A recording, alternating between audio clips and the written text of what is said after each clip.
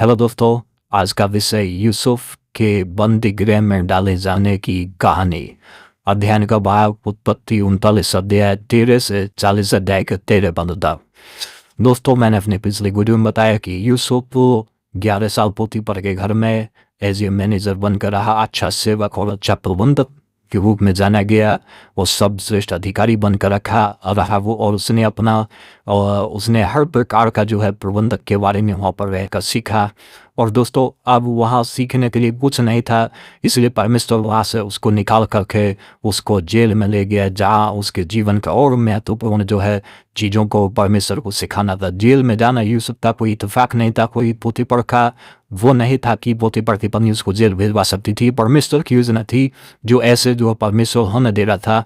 इस प्रकार से जूनियर क्लास ख़त्म करके जो है लोग कॉलेज में जाते हैं, उसी प्रकार से परमेश्वर उसको पोतीपर के घर से निकाल कर उसको जेल में ले गया। दोस्तों, हम यूँ कह सकते हैं कि पोतीपर का घर और जेल यूसुफ के लिए एक पाठशाला के रूप में थी, जहाँ परमेश्वर ने 13 साल रखकर उसको तैयार किया। दोस्तों, एक प्रधानमंत्री को अच्छा देश का प्रबंधक होना चाहिए और अच्छा एक सेवक सर्वेंट होना चाहिए देश का, और यूसुफ ने सबसे पहला लेसन फिल्म सीख लिया था।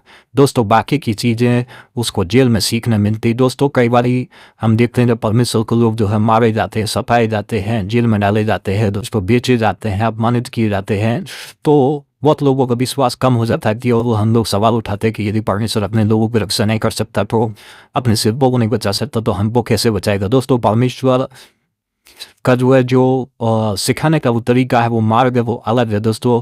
और यूसुफ को परमेश्वर ने उसके जीवन में जो भी कुछ हो रहा था वो सिखाने के लिए कर रहा था दोस्तों। हम लोग आइए इस जेल में डाले जाने के संबंध में 3 प्रमुख घटनाओं को हम लोग इसमें सीखेंगे कि वो 3 कौन सा जो केंद्र मेन बिंदु है। दोस्तों, जुड़े रहिए हमारे साथ इस वीडियो के अंत तक। दोस्तों, जब परमेश्वर ने उसको जो है जेल में भेजा और पोतीपर की पत्नी के आरोप में जब वो जेल में आया, तो वहाँ रह के परमेश्वर ने सबसे पहले उसको सहनशीलता सिखाया, उसको धीरज के बारे में सिखाया और उसको इंतजार करने के बारे में सिखाया। दोस्तों, ये चीज़ें उस पर यूसुफ के लिए बहुत ही ज़रूरी थी। और उसकी और एक बड़ी परीक्षा दोस्तों उसको परमेश्वर समय समय पर करता जा रहा था कि यूसुफ कितना तैयार है, कितना काबिल है। और दोस्तों, जब वो जेल में गया तो वहाँ पर उसको जेल के अधिकारी का जितना भी अधिकार था सब यूसुफ को सौंप दिया, और जेल के हर एक कैदी का प्रबंधक वही करता था। दोस्तों, अगर वो जेल का जो है अधिकारी नहीं बनता यूसुफ, तो वो जो है डायरेक्ट श्रवण के उन अधिकारी से जो किसी आरोप में वहाँ पर आए थे, दोस्तों वो उनसे मिल नहीं सकता था। यदि कैदी बन कर रहता तो नहीं मिल सकता था। दोस्तों, वहाँ 3 मेन केंद्र जो है 3 बिंदु परमेश्वर सिखाने के लिए उसे जेल में लेके गया। सबसे पहले राजनीति।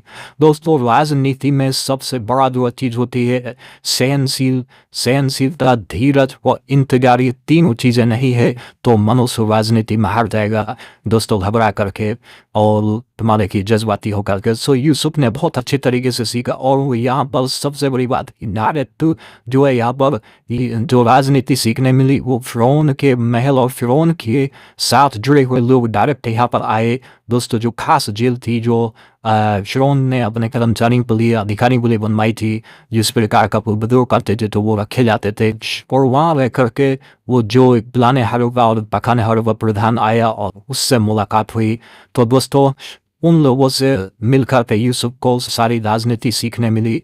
दूसरा जो है दूसरी कड़ी जो थी, जो दूसरा बिंदु था, वो वहाँ पर सपनों का अर्थ बताने वाली कड़ी बनी। दोस्तों, सपनों का अर्थ जो बताया वो डायरेक्ट कड़ी यूसुफ का जो है फिरौन के साथ जुड़ी। दोस्तों, ये वो मेन कड़ी थी जो यूसुफ के फिरौन के और यूसुफ के बीच में जो बनी। दोस्तों, जब सपनों का अर्थ नहीं बताता तो फिरौन उसको नहीं बुलाता। तो पहली राजनीति हो गई। दूसरा जो है तुम्हारे की वो सपनों का अर्थ बताने वाली कड़ी। तीसरी जो बिंदु था दोस्तों, वो है ये यूसुफ के लिए प्रधानमंत्री बनने का जो है द्वार उस जेल से ही होकर खुलता था। दोस्तों, यूसुफ धीरज के साथ इंतजार करता रहा। दोस्तों, यदि आपके जीवन में हो रहा है तो आप इंतजार करिए, धीरे रखिए, परमेश्वर आपको सिखा रहा है। दोस्तों, हमारे साथ जुड़ने के लिए बहुत धन्यवाद।